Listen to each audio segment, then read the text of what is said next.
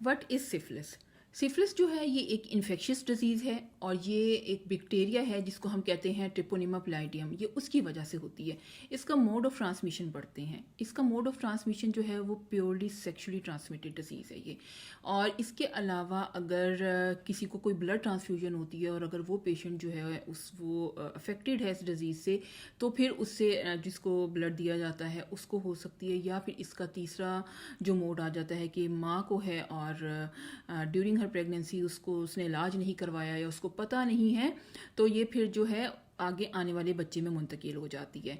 ये तीन चीज़ें हैं, ये 3 मोड्स ऑफ ट्रांसमिशन है, लेकिन जो प्राइमरी मोड ऑफ ट्रांसमिशन है that is sexually transmitted disease, purely sexually transmitted disease. फिर स्टेजेस को पढ़ते हैं। इसकी 3 स्टेजेस हैं, प्राइमरी स्टेज, सेकेंडरी स्टेज, फिर इसकी लेटेंट स्टेज आ जाती है और फिर इसकी टर्शियरी स्टेज आ जाती है। जो प्राइमरी स्टेज है उसका जो दौरानिया है वो 1 माह से लेकर 3 माह तक होता है, यानी कि 1 दिन से लेकर 90 दिन तक, और इसके बीच बीच में ही जो पेशेंट है प्राइमरी स्टेज पे प्रेजेंट कर देता है। प्राइमरी स्टेज में जब वो प्रेजेंट करता है तो उसका जो है एक पेनलेस शेंकर जिसको हम अपनी ज़बान में बोलते हैं, या आप कहने कि एक ऐसा ज़ख्म उसके जेनिटल एरिया के ऊपर बनता है जिसके ऊपर उसको कोई दर्द महसूस नहीं होती। फीमेल्स के भी जेनिटल एरिया में बनेगा और मेल्स के भी जेनिटल एरिया के ऊपर बनता है। काफ़ी दफ़ा पेशेंट इसको इग्नोर भी कर देता है, लेकिन अगर हमारे तक पहुंचता है तो ये डिजीज़ जो है वो डायग्नोस होती है और उसके बाद पेशेंट का वहीं पे ट्रीटमेंट स्टार्ट कर दिया जाता है।